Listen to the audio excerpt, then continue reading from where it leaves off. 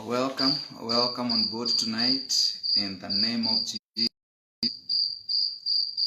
Nawakaribisha nyote usiku huu wa leo kwa jina la Yesu Kristo, that we may be blessed together in the name of Jesus. Glory to Jesus, glory to Jesus, glory to Jesus. Welcome and share the video to as many people as possible. And I believe that tonight God is going to bless us as we continue with our topic where we reached on Sunday. I therefore welcome each and every one of us, ndiposa tukaweze kubarikiwa usiku huu wa leo katika jina la Yesu Kristo wa Nazareti. It is a wonderful night ambayo Mungu wetu ametupatia, ndiposa tukaweze kufurahia na kushagamka tukiwa ndani yake, and being a very wonderful moment. I want us to continue sharing kuhusu sexual altar. Tulisema hapa wakati huo mwingine ya kwamba watu wengi wako katika kifungo ambacho wengine wameshindwa kujinasua mahala pale. Na mtu ambaye ako katika jela ni vigumu sana kujitoa katika ile jela. Huwa anahitaji mtu mwingine akaweze kumfungua. Na ni kwa sababu ya wengi kuwa katika hiki kifungo cha mambo ya gono isivyo, unakuta ya kwamba ni vigumu kujitoa.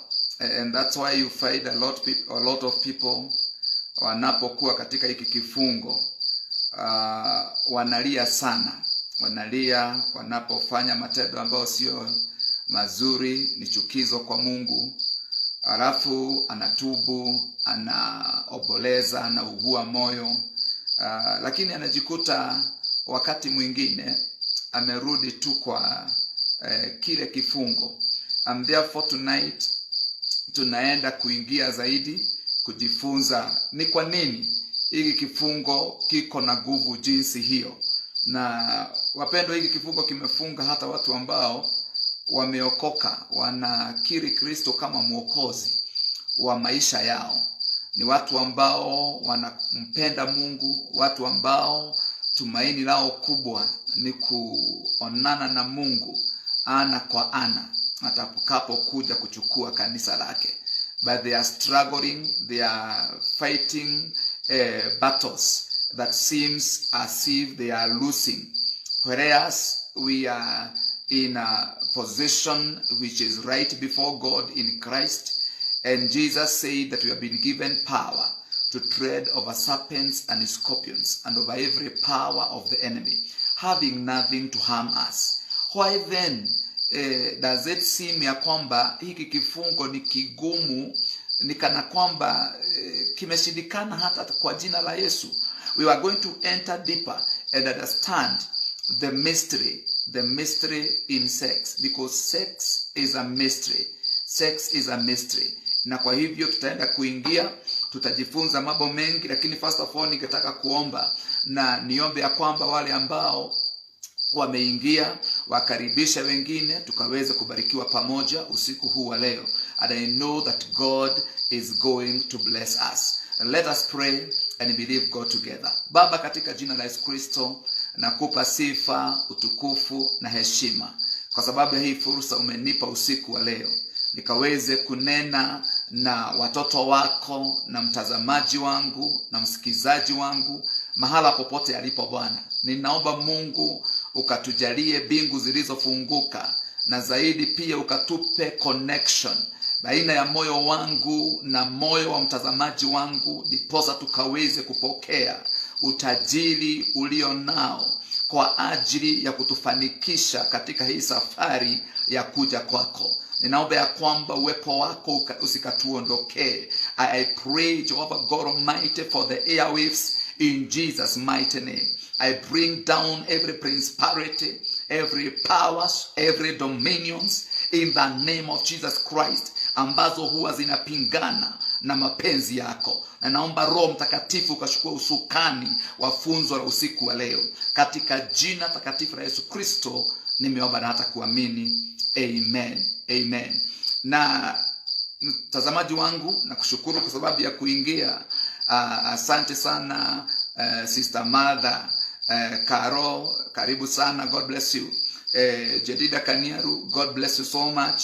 Na wale wote ambao they are on board tonight. Usiku leo ningetaka tuanze na neno lenye kwenye kitabu cha 1 Corinthians chapter number 6.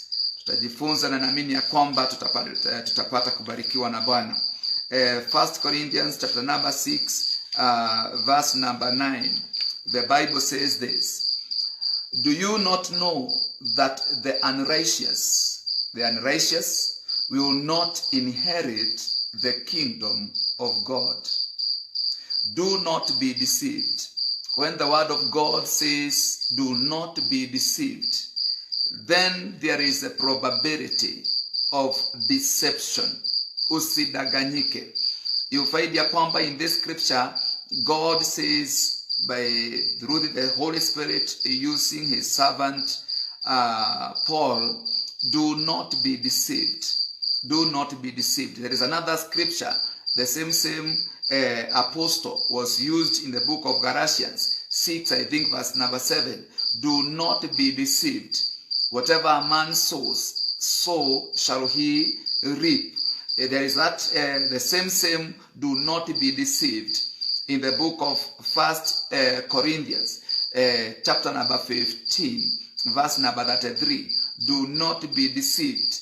Bad company ruins good morals. And here Paul is still saying the same. Do not be deceived. Kwa nini Paul anasema do not be deceived? Sababu kuna uwezekano wa to be deceived, kudanganyika. Deception ni kuchanganya ukweli na uongo. That is what we call deception. Deception is a mixture of truth and lies. And therefore, many people have been deceived in this area. And that's why Paul, thank you, welcome. Marilyn, M. David, welcome on board. God bless you so much. Paul anasema, do not be deceived. Neither fornicators, nor idolaters, nor adulterers, nor homosexuals and sodomites. Verse number 10, nor thieves, nor covetous, nor drunkards, nor revilers, nor extortioners will inherit the kingdom of God. I wanted us to highlight that. Tukururire hau ya kwamba no fornicator, no adulterer, no homosexual, no sodomite will inherit the kingdom of God. It is the word of God, unless there is other provision in this constitution. And this constitution, there is no amendment, there is no advisory, there is nothing. The word of God is final. It is final. That's why we find nowadays kujitolea kukubwa sana kwa ufalme wa giza, trying to wipe out Judeo-Christian principles ambazo zimo katika dunia. Because the word of God, we say that in the kingdom of God is a theocracy. Ya kwamba the word of God, it is final. Whatever he has said, no amendment, no advisory, that no BBI, that you can build bridges between us or the flesh and God. That there is nothing like that. Kwa hivyo this constitution ya Mungu inasema ya kwamba no idolater, no fornicator, no adulterer, no homosexual, no sodomite that will inherit the kingdom of God. And Jesus came so that we're gonna inherit the kingdom of God. Yesu Kristo alikufa msalabani ndiposa tukaweze kurithi ufalme wa Mungu. We were rejected by God. We were not a people, but through Jesus Christ we became a people. Yesu Kristo kufa kwake msalabani, it was a very serious business. And that business was to redeem man from his sinfulness, to be bought back, to attain his righteous nature, righteous standing before God. And therefore we should not be deceived. You cannot be a lesbian at the same time a gospel musician and believe that you enter into heaven. You cannot be a homosexual and be a preacher and be a gospel singer or be a servant in any capacity, deceiving yourself that you will inherit the kingdom of God. These are not words of Pastor John Blessed from Umoja. No, they are the words of God. It is the word of God. And I have said it cannot be amended. No discussion. No, what the Lord has said, it will remain forever established in heaven. That's what the Bible says. That he has lifted his word above his names. Ameinua neno lake juu ya majina yake. And therefore, what the word of God says, I usually say this. Whenever God speaks about something, he has already supplied the ability, uwezo ndani yetu ya kufanya hivyo. Kwa hivyo our God is not unjust. Ya kwamba atuambie tufanye kitu ambacho yeye mwenyewe hajatupatia nguvu ya kukifanya. Jambo lote Mungu ameelekezea mwanadamu alifanye, huwa Mungu ameweka hizo nguvu ndani ya mwanadamu akaweze kulifanya. And therefore nataka tuingie katika funzo letu kuhusu sexual altar.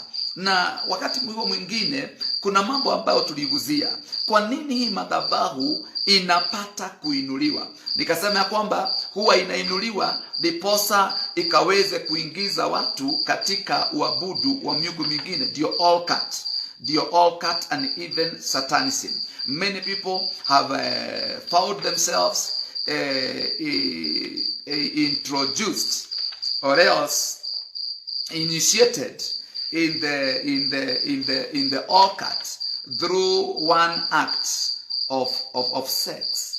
Na jambo lingine nikasema ya kwamba they are built, sexual altars, they are also built kwa sababu ya kuwin a partner, a person who is not willing to marry someone or to be married by something, by someone. Unakuta ya kwamba hiyo madhabahu inapata kuinuliwa ndiposa mtu akaweze kutekwa na kupata kuingizwa katika doa, lakini hizo doa zinakuwa founded on witchcraft. Unakuta mtu anaambiwa ya kwamba ndiposa ukaweze kuolewa, ameenda kwa mganga, ndiposa uweze kuolewa lazima uende ufanye gono na yule ambaye unataka akuoe, kisha ile nguo utakayovaa baada ya kitendo hicho uilete bado ikiwa na uchafu wako na uchafu wake, uilete hapa, na inafanywa maneno. Unakuta kwamba hao watu wanaoana kwa sababu ya kitu kinaitwa sexual altar. Inapata kuinuliwa mahala pale, maitikadi ama mambo ambayo inatendeka katika madhabahu za wachawi inafanyika. Unakuta mtu anaingia katika doa na yule mtu labda hajakusudia ama hakuwa amechagua, lakini ni nini kimeinuliwa? It is a sexual altar. Na ndiposa unakuta hata watu wengine nguo zingine za ndani zinapotea na mambo kama yale inafanyika. Kwa hivyo sexual altars wakati mwingine huwa zinainuliwa ndiposa zikaweze kuanasa wale watu ambao wagetaka kuingizwa katika doa na hawataki. Na ninasema hivi, nataka kuielezea vizuri ndiposa mpendo ukaweze kuelewa ya kwamba it is used in witchcraft to bring or attract unwilling partners and also to bring curse. There are people even today, they are undergoing witchcraft curses that were released to them by the power of chants or incantations ama spells, kupitia nguo zao za ndani zikainuliwa, because there are those sexual fluids katika zile nguo. Kwa hivyo madhabahu za ngono zinakuwa zinainuliwa wakati mwingine ndiposa watu wakaweze kulaaniwa. Watu wengine unakuta ya kwamba kutoka wakati nguo yangu ilipata kupotea, wakati nguo yangu ilipata kupotea ndio wakati ambapo ndoa yangu ilivunjika, ndio wakati ambapo kutoka hapo hatukupata watoto mara tena, kutoka hapo ndio kazi zetu ziharibika, kutoka hapo ndio nilifutwa kazi, kutoka hapo ndio mambo mengine ilifanyika, because that altar was raised na mambo fulani ikapata kutendeka. Na ninasema hivi wapendwa, kama sexual altar hasiwezi zikavunjwa, kuna mambo ambayo huwa inaendelea katika maisha ya mtu, ya kwamba traffic of evil inafanyika katika maisha ya huyo mtu. Anafuatwa na mambo tofauti ambayo haielewi inatoka wapi, sababu yake, suluhisho yake. Na tumekuta watu wengi wakijaribu kutafuta misaada mahala ambapo haiwezi ikapatikana. Na kwa hivyo usiku wa leo tutaingia zaidi, na nilisema ya kwamba an altar is a place of covenant. Na wapendwa, wakati ambapo mtu ameingia katika kitendo kile nje ya the parameters ya the word of God, na ile mipaka Mungu amepeana, na ile mipaka ni ya doa, ule mpaka ni wa doa. Mtu akiingia katika kile kitendo, kuna mambo yale ambayo inatendeka, ambayo nikataka niguzie usiku wa leo. And that's why if a person hajafika katika ile mipaka ambayo Mungu wa majeshi ameipeana, anahitajika kuweza kusimama na utakatifu. I have said as we were starting, the word of God has said, no fornicator, no adulterer, no sodomite, no homosexual that will inherit the kingdom of God. Mpendo, najua kwamba uliokoka ukitumai ya kwamba utaingia mbinguni, utapokea, utarithi uzima wa milele. Na wakati hili neno linanenwa hapa, it is the time of grace.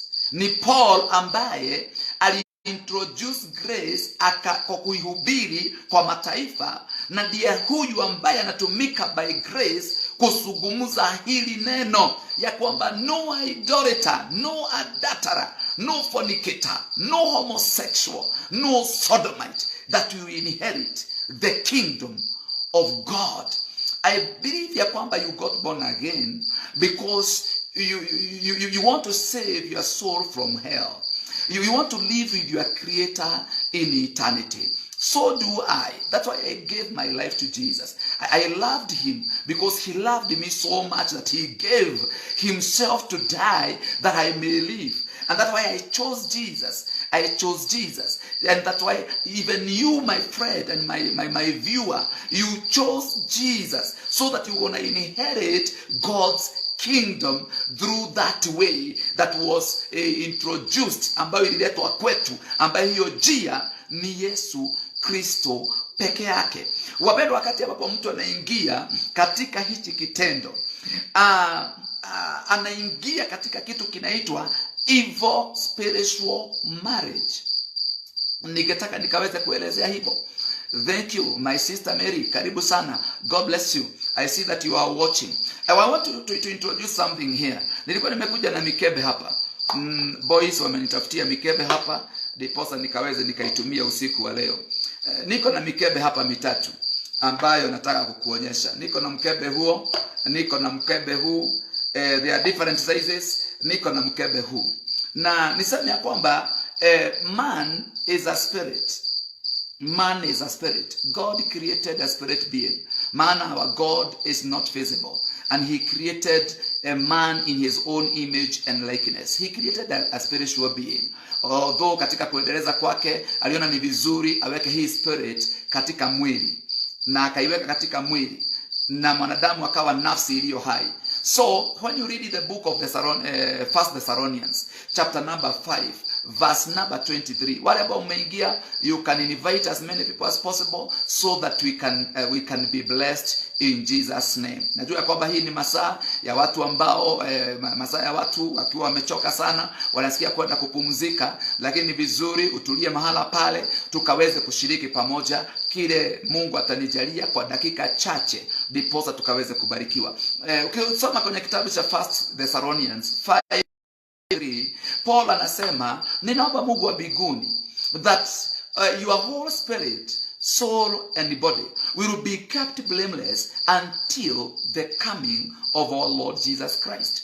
And therefore Paul hapa anazungumzia ya kwamba man is a tripatriate. Venye ambavyo tuna Mungu Baba, Mungu Mwana, Mungu Roho Mtakatifu. Hapa kwa man, he is a spirit, he has a soul, and he lives in a physical body. Man is a spirit, he has a soul, and he lives in a physical body. That's what I mean. Man is a spirit, he has a soul, and he lives in a physical body. So these are three in one. You find you are a spirit, and you have a soul, but you live in a physical body.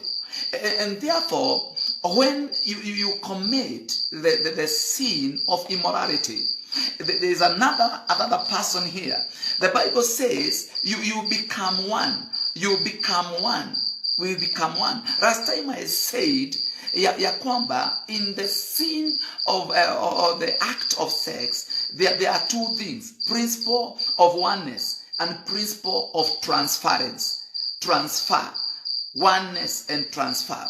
And therefore, when you commit that sin, because you are a spirit, you have a soul, and you live in a physical body, your spirit becomes one with the other person. It becomes one. This is the same size. You become one in the spirit. You become one in the spirit. You become one in the soul. The soul yako na soul yake, they become one. And also your body na mwili wake, you become one. So you become one spirit, one soul, and one body. Therefore, katika hili jambo, when you become one in the spirit, that means you get married. That's what we call a spiritual marriage. Okay, you can part the bodies. Huyu aende Mombasa na huyu mwingine aende kwa Nyeri, kwa mwili. But the spirit, in the realm of the spirit, you are still one. You remain to be one. That's what we call spiritual marriage. And therefore, even the soul, you remain one. You become one in the soul. Unakuwa moja katika nafsi. Mnashare nafsi moja. Na hiyo ndio tunaitaka soul tie. We call it soul tie. Becoming one. Unakuta ya kwamba ukipigia mtu simu, anakwambia hata wewe ndiye alikuwa anafikiria saa hiyo. Because the soul, that's where you have the mind, the will, and the emotions. And you become one in those parts. Tutasonga. I believe that God is going to bless us. And you are going to get what the Holy Spirit wants us to get tonight in the name of Jesus Christ. And when you become one, I want to say this. You establish something we call in the realm of the spirit, spiritual marriage. There are that legality in the realm of the spirit. The way when we join people in a matrimony, there is also even a certificate that these people, even the government of Kenya, knows that they are married. Therefore, even when a person is committing that sin, in the realm of the spirit, which is more real than the physical, it is established that you are married to that person. Now, this is what happens when you get married, haswa to different people. You may find a person walking in the streets. That person is married to a single person in the physical. But in the spirit, that man or woman is married to different people. And it is because of those spiritual marriages, the physical marriage cannot be established. The physical marriage will pass through a lot. Struggling, misunderstanding, fights, separations, divorces. Mpendwa, what I have come to discover is that more than 90% of divorces, fights, and disharmonies in marriage is caused by spiritual marriages. It's caused by spiritual marriages. And therefore, and many suffer under this yoke. They are very real, and many suffer under this yoke. I believe as God grants us the favor to be in this platform, we are going to go deeper as the Holy Spirit allows us day by day. There are people, kuna watu who are aware that they are involved in an evil spiritual marriage. And there are other people that don't know whether they are in any spiritual evil marriage. And lack of knowledge is not a justification ya kwamba hautapitia yale madhara ambayo inapitia hata wale ambao wanajua. Praise the Lord. There are other people ambao nimesema kwamba they don't know whether they are engaged in any spiritual marriage, but there are others who consciously know. Tutakuja tukigundua hawa wanajua ni akina nani, na kama hata hujui, ni ishara gani unaweza kutambua katika maisha yako uweze kujua ya kwamba I'm spiritually married. There are legalities in the realm of the spirit that are holding me there, that I'm a husband of somebody or I am a wife of somebody.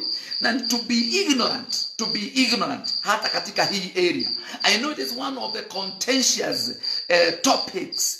I know that the Holy Spirit is going to help me to make you understand, because I was taught in school that it is the responsibility of the teacher to make sure the student understand.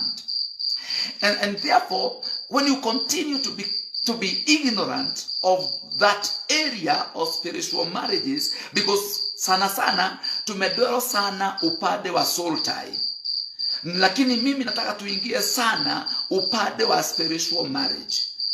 Soul tie can be broken the way muliashana kimwili akaenda, but the spiritual marriage, you need also to break it. And that's where deliverance inaingilia by the help of the Holy Spirit. Nisema hivi, that once a spiritual marriage is in place, evil forces will continue to nullify your prayers on legal grounds.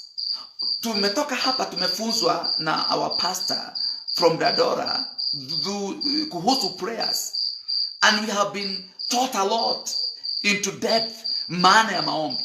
But if a person once kuko na established spiritual marriages, you find huyo mtu maombi yake inakuwa nullified in the realm of the spirit on legal grounds. Praise the Lord. Because your evil spiritual wife or evil spiritual husband will control your life. You will be ruled. You will be dominated. You will be abused. You will be manipulated. You will be plundered. May God have mercy on us. And dispossessed of every good thing that was earmarked for you by God. You find many people being dispossessed. They are good benefits that were meant for them. That were meant for them. Let me bring you to the Bible in the book of Proverbs. Proverbs chapter number 5. Proverbs chapter number 5. I want to speak about the principle of transference. How your good things can be taken away from you. Can be taken away from you when you enter into sexual immorality na mtu mwingine. And that's why God intended you to remain a virgin, your husband or wife to remain a virgin, so that when you come together, you bring that wealth from that area and this area together to bring up the generation that Mungu anawapatia. But because of Satan, who is a thief, he comes to steal, destroy and to kill. Anasababisha mtu kuingia katika dhambi za gono na watu wengi iwezekanavyo. Unakuta ya kwamba kuna mambo tutaguzia hapa in the book of Proverbs. Proverbs chapter number 5. Bible inasema hivi. Tutaanzia mstari wa kwanza. My son, pay attention to my wisdom.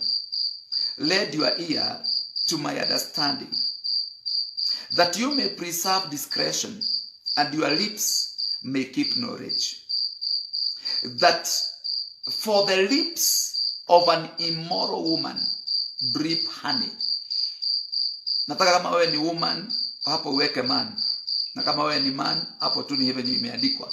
The lips of an immoral man or immoral woman drip honey. Inatoka asali. Ninakuona, my heart, paragasha. Hiyo ndio asali. Ile maneno ambayo inatoka kwa mtu ambaye ni immoral. Ni kama asali. And her mouth is smoother than oil. Na kinywa chake ni nyororo kuliko mafuta. Hey, sweetie, honey. Majina ya mtu ambaye ni immoral. Mtu yule ambaye anataka kukuingiza katika dhambi ya uovu, dhambi ya uchafu, ya immorality. Hapo ndio Biblia inasema ya kwamba maneno ya huyo mtu ni matamu kama asali. Ni nyororo kabisa. Bible inasema hivi, but in the end she is bitter as wormwood, sharp as two-edged sword. Ati ni kali kama pakanga, ni kali kama upanga ukatao kuwili. Mtumishi wa Mungu Suleimani ambaye alikuwa ameoa 700 wives and 300 concubines, therefore he had 1,000 wives. He came out with this wisdom to advise young men, young women, not to waste themselves in what they seek as if it is pleasure. Akasema ya kwamba mwisho, after kutenda hicho kitendo, ndio anasema mwisho wake, after kutenda hicho kitendo, the consequences, they are grave. grave consequences. Ndio anasema ni kali kuliko upanga. Kwa upande ambao ni wa physical, kwa sababu tunasema kwamba you live in a physical body. Ukikuja pamoja, you can find yourself umepata mtoto. Hiyo ndio nasema upanga, mwisho wake. Katika hiyo hali ya kuja pamoja mwili, unaweza kupata ukimwi, unaweza kupata syphilis, unaweza kupata gonorrhea. When you come together in the body, mwisho wake, you can get consequences that you are going to regret all of your life. I said here last time, ya kwamba one single act of sexual immorality can destroy your destiny forever or above 40 years. You live in a bush kwa maisha for 40 years because of something you did 5 minutes. And may God have mercy on us. And therefore, huyu mtumishi wa Mungu Suleimani anasema mwisho wake ni mkali kuliko pakanga. Ni mkali kuliko pilipili, inaita wormwood. Verse 5 inasema her feet go down to death. Miguu yake inaelekea katika kifo. Sikiza vizuri. Her steps lay hold on hell. Na wakati anaongea hayo maneno, awe ni mwanaume, awe ni mwanamke, wakati anaongea hayo maneno, hiyo miguu yake imekanyaga kuzimu. I would like you to get me very well. Hii miguu yake imekanyaga kuzimu. Eno ni thimo na irabatara guthimurwo na roho wa Ngai nĩagũtũteithia. And the Bible continues to say, verse number 6, lest you ponder her path of life. Her ways are unstoppable. You do not know them. Verse 7. Therefore, hear me now, my children, and do not depart from the words of my mouth. Remove your way from her.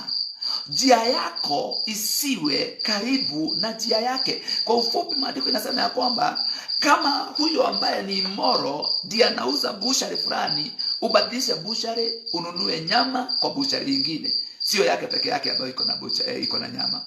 Inamaanisha njia yako isiwe karibu na njia yake. Kama ni ile matatu unapadaga, cheji hiyo matatu sio yake peke yake, iko kwa barabara. Inamaanisha ya kwamba kama hapo ni ile kinyusi unaendaga, badilisha hiyo kinyusi, sio yake tu inanyoa. Njia yake iwe bali na wewe. Praise the Lord. That's what the Bible means. And do not depart. Nasoma verse number 6. Her ways are unstable. You do not know them. Therefore, hear me now, my children, and do not depart from the words of my mouth. Remove your way from her, and do not go near the door of her house. Na usikaribie malango ya nyumba yake. Manake ni gani? Usiende mahali private na huyo mtu. Usikaribie mahali private na huyo mtu. Because kile ambacho kitaenda kutendeka ndio yule mwisho. Ni kali kuliko pakanga. Ni kali kuliko upanga ukatao kuwili. Praise the Lord. Bible inaendelea hivi kusema. Verse 9. Lest you give your honor to others. Usipatie wengine heshima yako. Nitakueleza inaenda namna gani. Na hiyo basi ingine, add your ears to the cruel one. Na miaka yako upatiane kwa yule ambaye ni mbaya. Ukiendelea inasema verse 10, lest aliens be filled with your wealth. Aliens will be filled. Hapo ndio nilikuwa nataka uhighlight mpendwa. Lest aliens be filled with your wealth. Wageni wasije wakasherehekea. Wakasherehekea utajiri wako. This is what the Bible means. When you come together, you become one soul. Soul ya mtu ndiye ambaye huwa inabeba utajiri wake. Kama wewe ni Kamau ama wewe ni Wanjiru. The soul ndiyo ambayo inabeba baraka, inabeba miaka, inabeba kile chochote kimeitanishwa na wewe. It is your fortune, your labor. unakuta ya kwamba wakati ambapo umefanyika kuwa mtu mmoja, and you become one soul, alafu huyu mtu anaenda kivyake na wewe unaenda kivyako, there is something we call the principle of transference.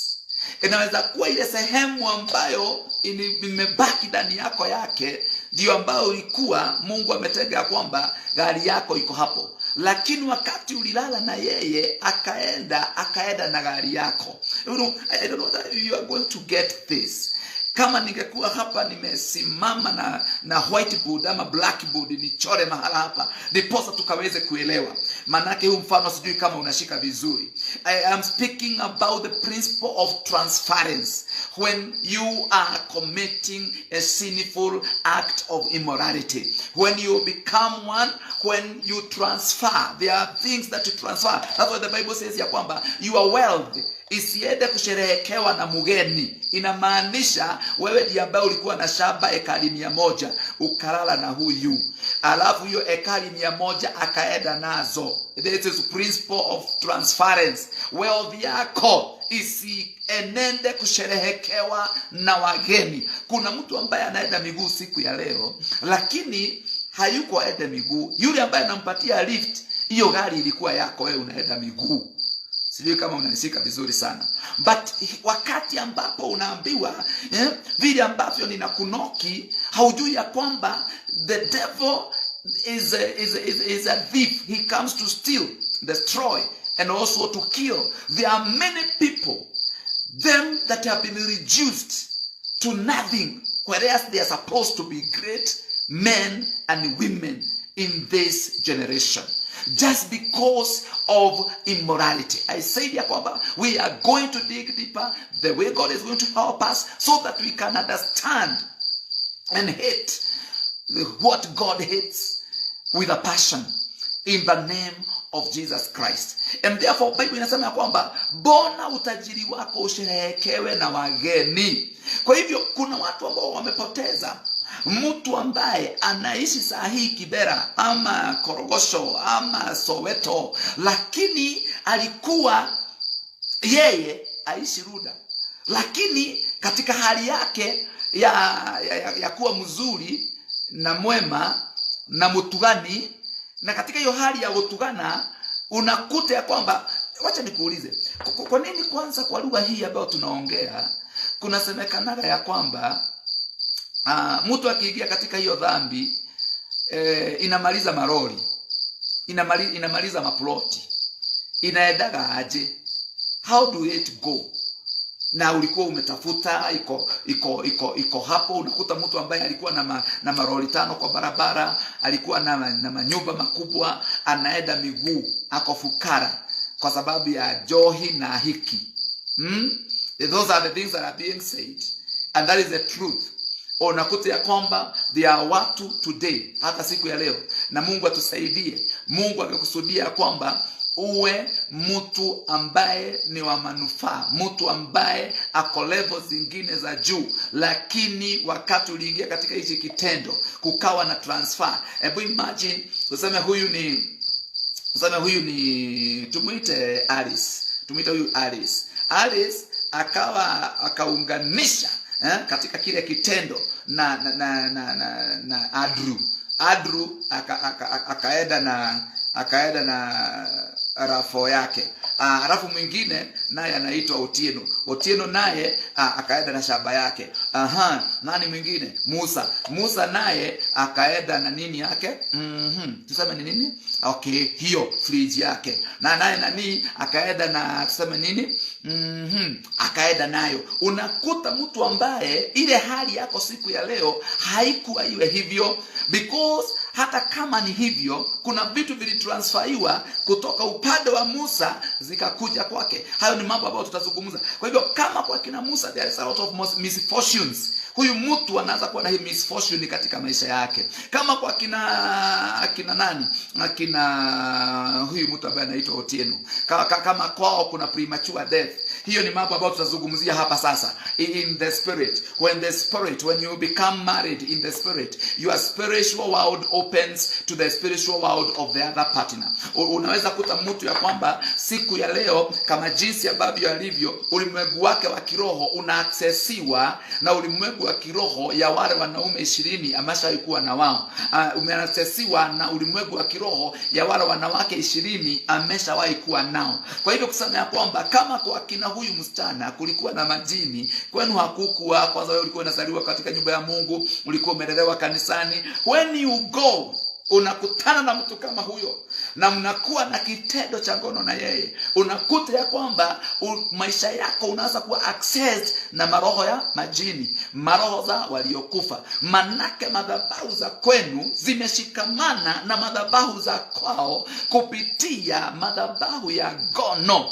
Na kwa hivyo chochote ambacho kitakuwa kikiendelea katika ulimwengu wenu wa kiroho kinaweza kuadhiri ulimwengu wao wa kiroho. And whatever is happening in the spiritual, it creates, itakuwa manifested in the physical. Praise the Lord. Na hapo ndipo unakuta ya kwamba watu wengi wa Mungu wako katika mambo ambayo hayaelewi inafanyikaje katika maisha yao. But wakati walipoingia, maandiko inasema hivi wapendwa, yule ambaye anavuja ukuta, that is Ecclesiastes 10 verse 8. Yule ambaye anavuja ukuta, yeye ndiye ambaye anaumwa na nyoka. Kuvuja ukuta sasa ndio hiyo. Wakati ambapo unaingia katika hiyo dhambi, unavuja ukuta. Nyoka ni nini? They are those spiritual, spiritual husbands, spiritual wives. Zinaangamiza maisha yako. Unafungulia shetani ulimwengu wako wa kiroho. Na wapendwa, if you are defeated in your spiritual world, even in the physical, you will live a defeated life. If you are poor in the realm of the spirit, even in the physical, hata ukijaribu kufanya kazi gani, you will continue kufinyiliwa chini na mwovu shetani, because you have been bowed. There are those spiritual marriages that are in existence, and may God help us. And let me say, the chief purpose of the evil spiritual husbands or wives is to contact your life to a dustbin of garbage and heap. Inabadilisha maisha yako kuwa kama dustbin, kuwa maisha ambayo haieleweki, kuwa maisha ambayo haina mbele na haina nyuma. And if you allow those spiritual husbands to carry out their evil activities, your marital life, your social life, your business life, your financial life, your spiritual life will be in shambles. Itakuwa katika hali ya kuharibika. By the time atamaliza na wewe katika ulimwengu wa roho, ama hizo spiritual husbands atamaliza na wewe, utakuwa mpendwa, maisha yako imeagamia, maisha yako imesoroteka, maisha yako imekuwa bure kabisa. Your life will be converted to a wasteland. It will be empty. It will be barren. It will be faded. It will be fallow. Hakuna mazao mahala pale. It will be totally useless. You might even begin to blame God for what you allowed the devil to do in your life.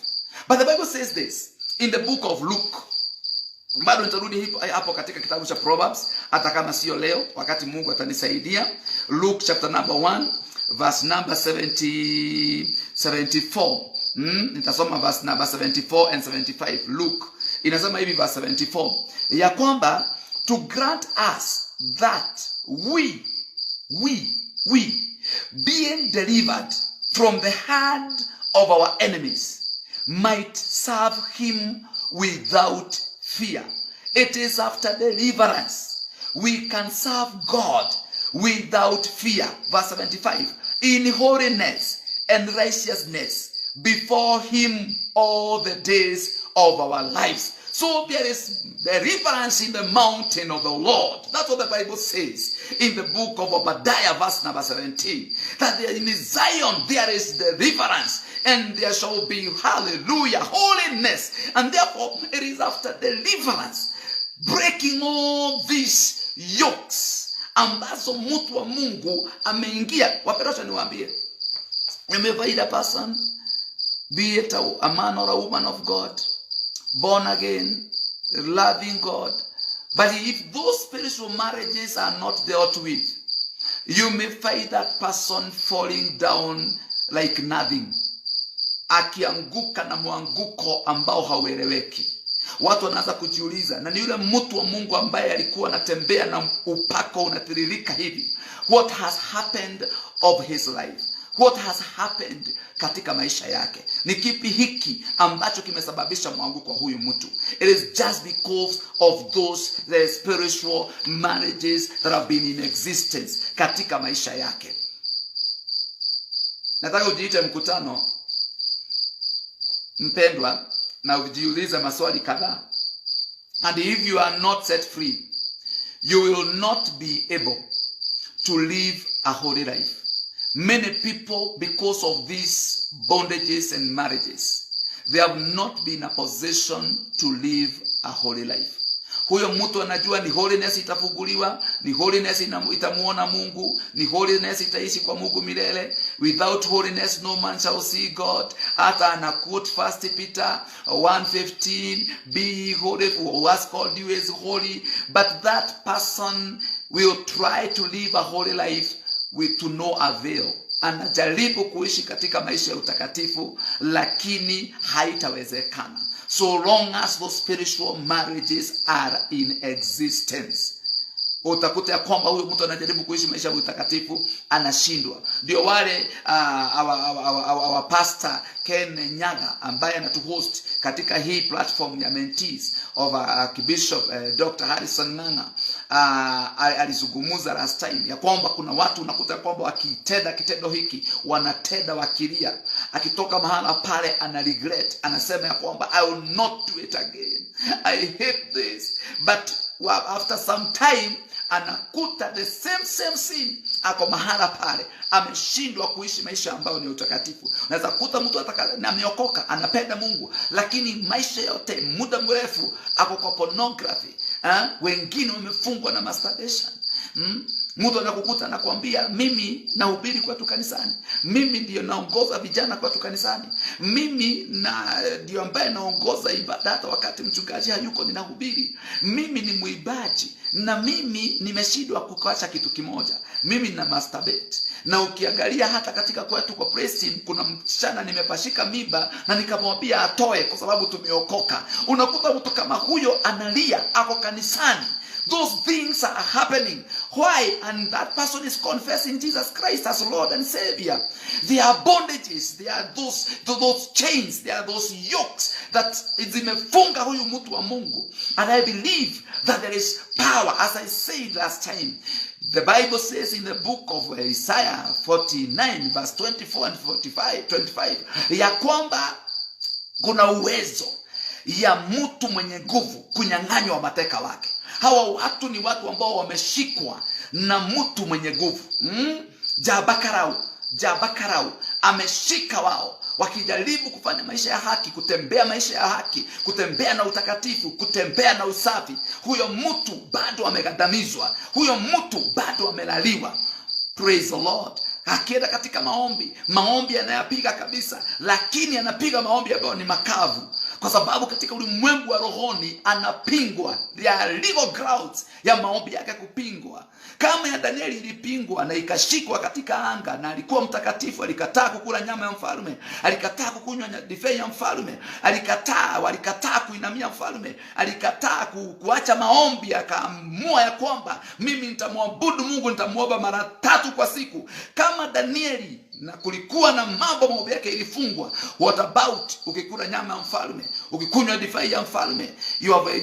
Bible imesema ya kwamba yule ambaye anabomoa ukuta, yeye anaumwa na nyoka. Na nimesema ya kwamba kuumwa na nyoka ni kufungulia hizo maroho. Ulimwengu wako wa rohoni umefungwa, maisha yako inakuwa controlled na mtu mwingine akiwa maeneo mengine, just because you committed sexual immorality with that person.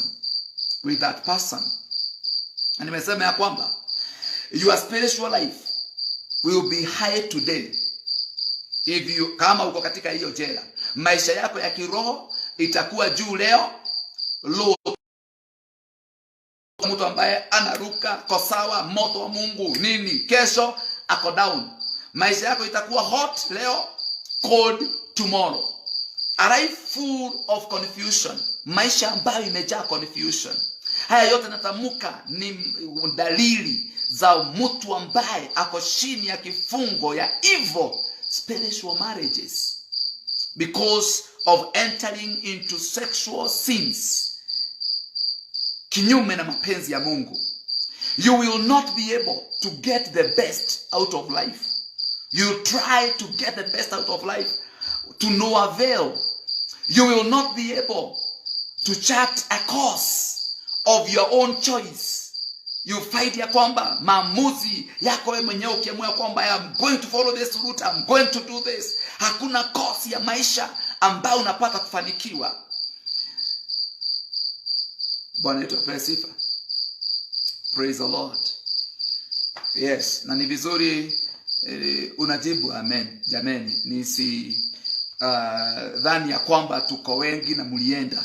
It is my prayer that you can just type amen, so that you can encourage me that you are still together in the name of Jesus Christ. I know that God is speaking unto each and every one of us, and we are going also to help our generation, and that's why God has allowed us the opportunity even to hearken to his word tonight in Jesus' name. Yes, Pastor Radia, God bless you. Kukuona ya kwamba you are on board. Irene McKenna, God bless you. Asante sana, Mungu awabariki sana kwa sababu ya kuingia na kukaa mahala pale. I am encouraged kuwa na wachungaji pia wako katika eneo lile, tukaweza kushiriki pamoja in the name of Jesus Christ. Nimesema ya kwamba sinister forces, nguvu za kigeni ambazo hazieleweki, that have vowed to finish you, will control you remotely. Utatumika kama ni remote control ambayo ina control maisha yako, na ni nguvu ambazo hauelewi source yake. Unakuta watu wanaombewa, wanapakwa mafuta, wanaanguka chini, halafu wanaamuka wakiwa anointed harlot. Anaamuka mahala pale, na akiamuka ataenda tu katika mambo ya uchafu, unajisi, na ameombewa, na amelia sana, na amepakwa mafuta mingi, na mengine amenyweshwa mahali wanakunywaga mafuta. Unakuta kwamba maisha ya huyo mtu kuna forces ambazo zina direct na control maisha ya huyo mtu, na haelewi. Anajaribu kupanda mbegu. Sio moja ambaye amekuja, watu wamepanda mbegu na hakuna kitu kinabadilika. Praise the Lord. May God have mercy on us. I want and I pray that the Holy Spirit will enlighten our eyes. Thank you, Faironyams. God bless you. Evelyn Ivongo. God bless you. God bless you. Munanitia nguvu. Yes, type wherever you are in the name of Jesus Christ. Hata kama ni hallelujah. In Jesus' mighty name, so that we can walk together. The moment ambao Mungu atanipa kusimama mahala hapa, ndiposa tukaweze kushiriki pamoja na wewe. May God bless you so much. Nimesema ya kwamba wapendwa, although God has promised us freedom, we should be worried. Lazima tuogope sana, tuwe makinifu of walking into satanic traps of our own violation. Ya kwamba hata kama Mungu ametuahidia freedom, ni vizuri tuangalie sana katika muondoko wetu, na katika kutembea kwetu, na katika safari yetu, tusijiingize sisi katika utumwa kwa kujiamulia sisi. Kwa sababu ni kujiamulia. Kwa nini nasema kujiamulia? Kwa sababu hiyo dhambi lazima mtu apange. Ni kutembea na miguu, unaweza kuyabia hauendi.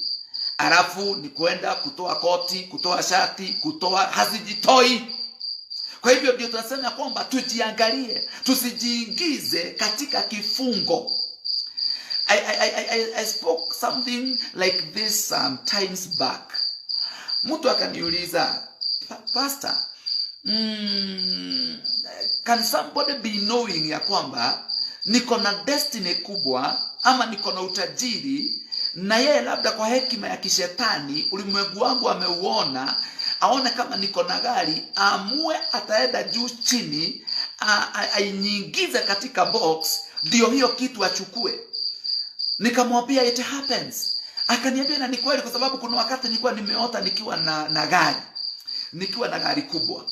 Lakini mtu tu akanidanganya tu hivi tu.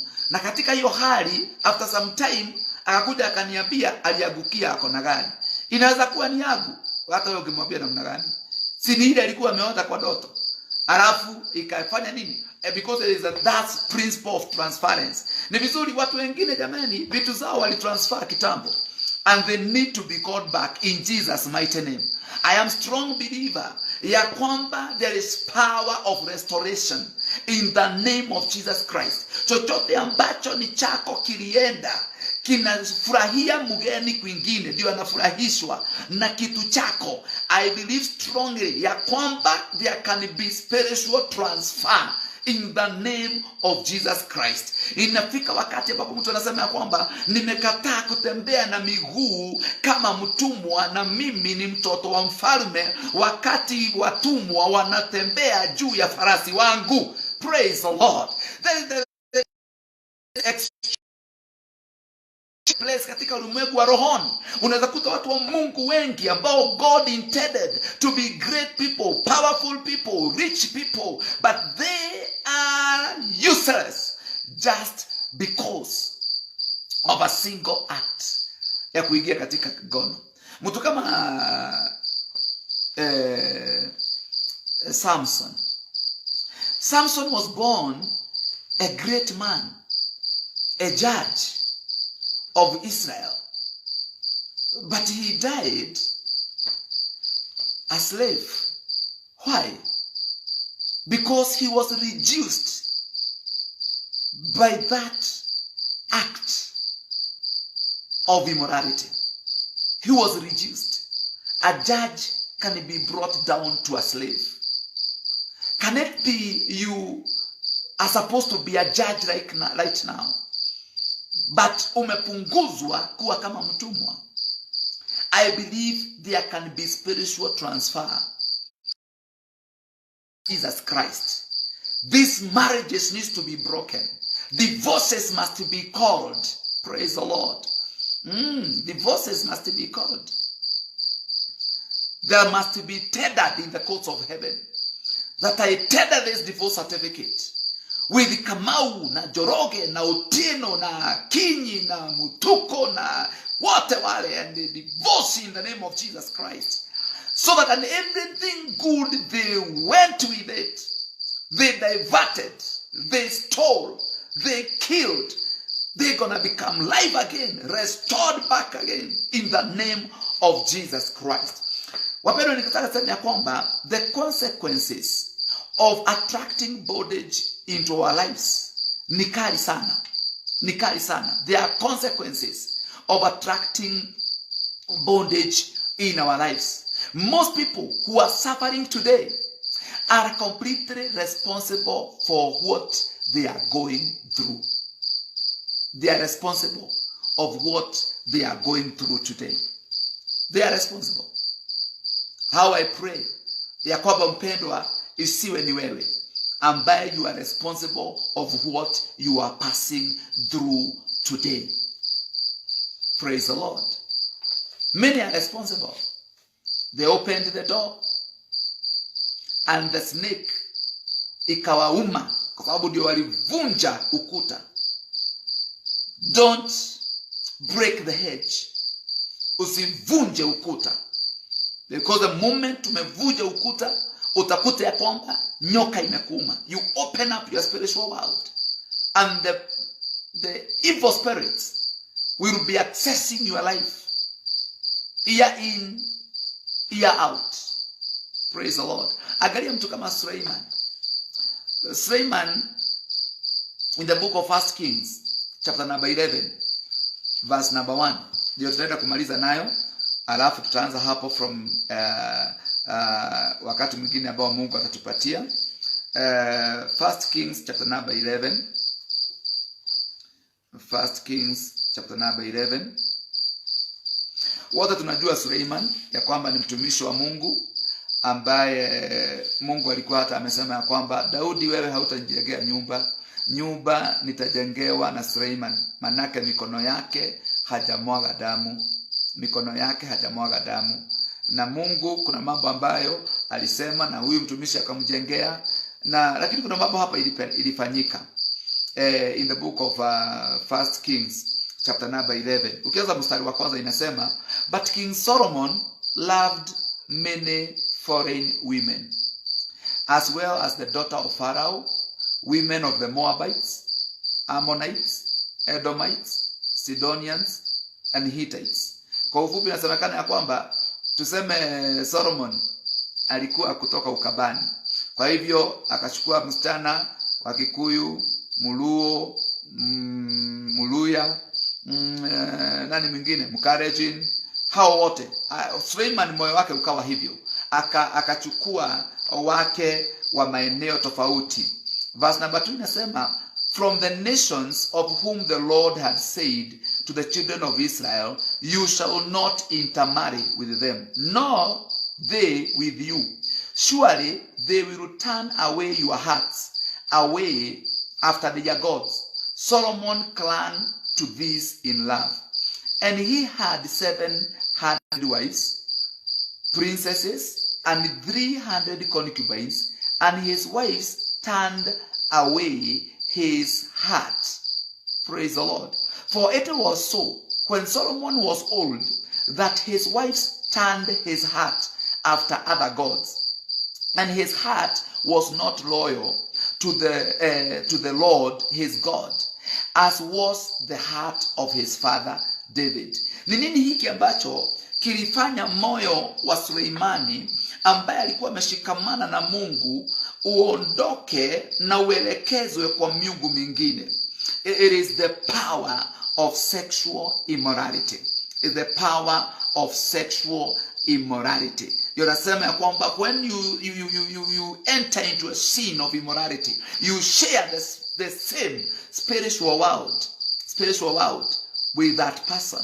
You share the same spiritual world with that person. Kwa hivyo kama hauko unaona unatembelewa usiku na ndoto na manyoka ikikunyonga, karibu sana Dorothy, God bless you. Unakuta ya kwamba wakati huo unaanza kuona ndoto kama hizo. Unaanza kama huyo mtu wako katika Olkat. Unajikuta ya kwamba pia wewe unajikuta unaota ukiwa chini ya bahari, ukikula vitu, ukikunywa damu, lakini beleni you are very good. Hakuna ndoto baya ulikuwa unaota, ulikuwa unaomba ndoto ukiongea na lugha, lakini tangu uingie ushikane unaswe katika kitendo kile, unakuta ya kwamba hata initiation to the otherworld kingdom ishafanywa.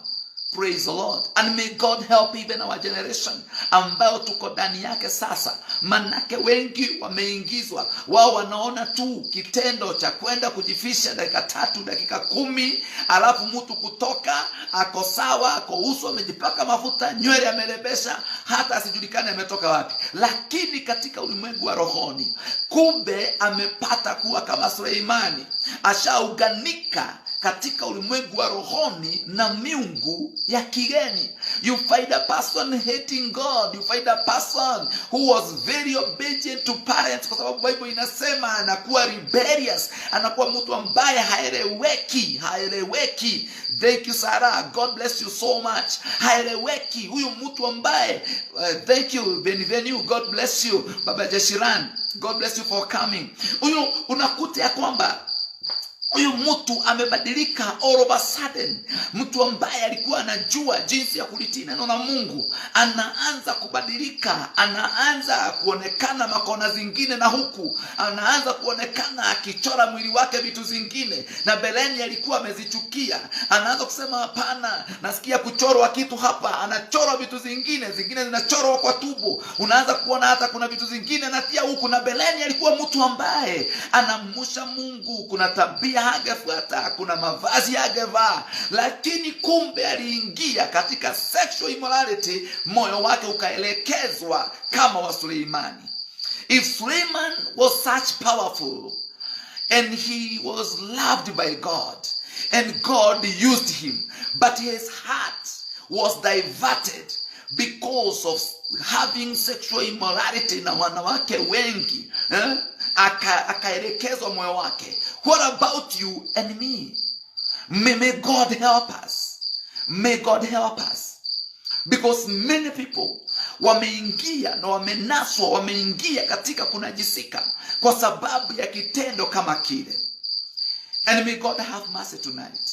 And it is my prayer wewe ambaye unanitazama, next time, because we will continue, that God will help us to invite as many people as possible and share even the video to as many people as possible, so that they want to be enlightened. Macho yetu ikaweze kutiwa nuru, so that we can hate whatever God hates with a passion, because there are consequences. There are consequences, wapendwa.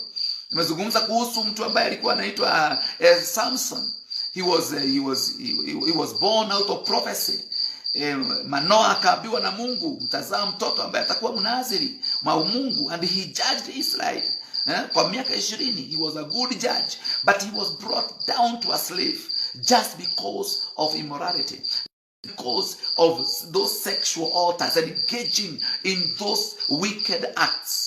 Mpendwa, it is my prayer that God is going to bless us, ya kwamba yale mambo Mungu akataka kutumia nayo atakutumia, kwa sababu umeelewa kile ambacho watu wa Mungu wanaingia ndani yake, wakati ambapo wanaingia kwenye vitendo vya gono nje ya doa. Praise the Lord. Na nikataka niseme hivi, watu wengi hawajui ya kwamba most of the problems they are going through came into their lives through illicit sexual relationships.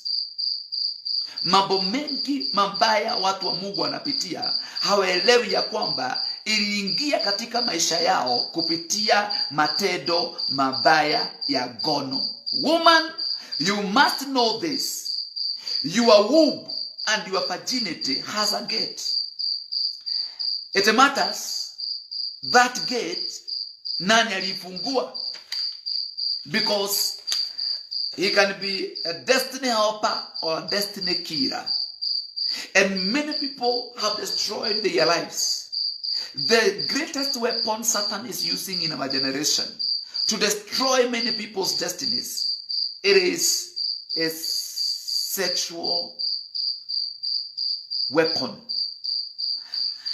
Nisema hivi, whoever breaks your virginity has a great spiritual impact on your life in the future.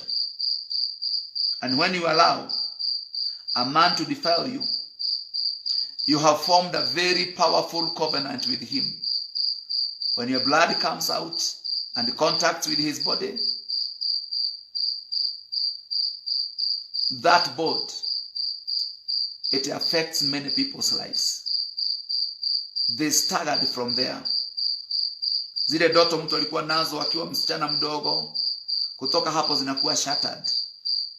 Ile ambavyo huyo mtu alikuwa naota ndoto kubwa kubwa, mambo makubwa, all of a sudden they are shattered because of entering into illicit spiritual marriages, committing immorality with the prostitute. This is what happens. You receive demons of the last 7 men walikuwa na huyo kahaba. Those demons, you walk with them and you go to Sabaza to many other people. And many spiritual world za watu wengi zimekuwa katika hali ya confusion. Hawajielewi, hawajifahamu, hawajui mbele wala nyuma, because of the confusion ambayo wameletewa kupitia dhambi ya gono. Na ningetaka kusema hivi nikimalizia, Ivaledi analala na mtu ambaye ni loose, anapokea mapepo ya wanawake wote huyo mtu alikuwa nayo mbele. Huyo mama anaenda nayo. Nakuta mtu ambaye alikuwa mzuri, anapenda Mungu, kutoka tu kitendo tu kimoja, kutoka hapo anakuwa kama mwenda wazimu. Hata karibu aende akisubua wanaume na huko kwa njia, just because alikamatana na mtu akabeba maroho yote ambayo alikuwa nayo. Nilisema ya kwamba na nilikuwa na hizi mifano, wale ambao ndio wanaingia saa hizi, ikasema ya kwamba man lives in a body, he has a soul, but he is a spirit. Na ikasema ya kwamba when they come together, there is those things you exchange, there is that transfer There is that transference, inaitwa principle of transference, and also principle of oneness, ili ambao nitaelezea sana wakati mwingine ambao Mungu atapata kunijalia. I want to pray na kila mmoja wetu usiku wa leo ya kwamba Mungu atatusaidia tutembee hii safari kwa pamoja. Manake I'm looking forward to mighty deliverances to the people of God. Watu wengi kufunguliwa katika huu utumwa kwa utukufu wa jina la Bwana. Watu wengi kukombolewa katika hiki kifungo katika jina la Yesu Kristo wa Nazareti. Kitendo cha ngono nilisema na nitarudia hata siku ya leo ya kwamba it is more spiritual than physical. It was created by a spiritual God. And he understood the weight ambayo imo katika hicho kitendo. But when we take it and we interpret it in a body way, madhara mengi inafanyika in our ignorance. And ignorance is not a defense. You suffer the consequences of whatever ambayo umefungulia mlango katika maisha yako. I want us to pray. Ndiposa wale ambao wanaenda kulala waende wakalale, wale wanaenda kazini waende kazini kulingana na geographical location ambayo uko usiku wa leo katika dunia hii. And I know that God is going to bless us. Wacha tuombe. Baba wa mbinguni, usiku huu wa leo ninasema ni asante kwa sababu ya kunipatia fursa hii. Nimenena maneno yako kwa msaada wa Roho wako Mtakatifu, na ninaamini ya kwamba watoto wako wamelipokea. Ni ombi langu ya kwamba Mungu, kama kuna yule ambaye amefungwa, kuanzia sasa hizo minyororo zianze kukatika. Manake the entrance of your word brings light. Na nuru yako ikiingia ndani ya mioyo na maisha ya watu wako, lazima malaika wa giza wote waondoke katika jina la Yesu Kristo wa Nazareti. Kwa hivyo Mungu wa majeshi, naaminia wapendwa hawa kufunguliwa daima, wafurahie ndoa zao. Wengine hawajaolewa waolewe, wengine hawajaoa waoe katika jina takatifu la Yesu Kristo. Na Mungu wa majeshi, wapendwa hawa wakaishi maisha ya utakatifu, waishi maisha masafi, waishi maisha ya unyofu katika jina la Yesu Kristo. Bariki our Archbishop, oh God, ambaye Mungu wa majeshi umetufanya tuwe chini yake. Pokea sifa na utukufu kwa ajili ya yale mafuta ambao umemwaminia. Bariki pia Wise Nyaga, Pastor Ken, ambaye Mungu wa majeshi anatumika katika hii platform. Watumishi wako wawe wanaikanyanga kunenea kanisa lako katika jina la Yesu Kristo wa Nazareti. Mtazamaji wangu na msikizaji usiku wa leo, naomba ukamfunike na ukamfishe mahala yule muovu hata mshambulia, kwa sababu ya kile ambacho umempokeza siku ya leo katika jina la Yesu Kristo. Naomba usiku mwema, naombea kazi zao wanaoenda kazini, naombea maisha ya wapendwa hawa wakafanikiwe, Mungu wa Israeli, katika jina la Yesu. Na kusiwe hata mmoja ambaye amesikia sauti hii atakayekosa mbingu. Ninawaombea Mungu wa majeshi neema yako katika jina la Yesu Kristo, nimeomba na hata kuamini. Amen, amen, amen. Mungu awabariki sana. Tunaposema amen tukiwa wote, muwe na wakati mwema. I know Mungu akinijalia wakati mwingine nitarudi tu hapa tukaweze kusonga mbele na mambo mengi. Nitaongea kuhusu ishara gani ambazo zinadhihirisha ya kwamba Mungu ama mtu ameingia katika doa iligo ama illicit za kiroho. Ishara gani zinaonekana? Ni njia gani ambazo zinatumika pia watu kuingizwa katika vifungo za spiritual marriages? Ni mambo mengi ambayo tutaiguzia vile Mungu atanisaidia, na ni jinsi gani mtu anaweza kujizuilia, na ni jinsi gani yule ako ndani anaweza kutoka. Kwa hivyo Mungu abariki sana. Naitwa Pastor John Blessed kutoka pale CFF ya Umoja Inako, karibu na hospitali ya Radiant. Wale watu ambao wanatoka upande wa town huwa wanashukishwa pale Umoja tu kwa chief, alafu unaulizia Umoja Radiant Hospital mahali iko, ama CFF Church. Ni kama 3 minutes walk kutoka kwa stage ya kwa chief mpaka kanisani. Huwa ninaona watu siku ya Thursday kama kesho, nitashinda kanisani kuanzia saa 3 mpaka saa 7 sababu ya 1-on-1 na prayer, guidance and counseling, you are so much welcome. Kama wewe hauko bali, and God is going to bless you. Na pia siku yake ya Jumapili tuko na mkutano ambao nikataka kuwakaribisha wale ambao wako katika doa. Saa 9 za mchana ukitoka kwenu makanisani, tuko kanisani, tuko na seminar ya couples ambayo inaitwa Operation Ngoa Kwekwe kwa doa, kwa sababu kuna kwekwe kwa doa, kwena adhagali hiko ine. Na kwa hivyo tafadhali kuja na mpenzi wako, na maanisha bwana yako ama mke wako, ukuje naye hiyo siku, na naamini ya kwamba tutabarikiwa na Bwana. Hata kama uko karibu pia na huna mahali unaenda church, karibu sana pale CFF Umoja, tubarikiwe pamoja, na naamini ya kwamba Mungu atazidi kutuneemesha. May God bless you. Namba yangu ya simu kwa wale wakitaka kunifikia kupitia simu ya rununu ni 0720450345, 0720450345. Kwa hivyo God bless you so much. I'm so glad, na nashukuru sana kwa wale ambao mmeamua msilale, mmeamua msifanye kazi, kwanza mpumzike, mkanunua bado zenu, na Mungu awazidishie na msikawahi kupungukiwa. God bless you. Akitapia wakati mwingine tena tutapata kushiriki, tutazidi kubarikiwa. God bless you, na muwe na wakati mzuri. Shalom, shalom.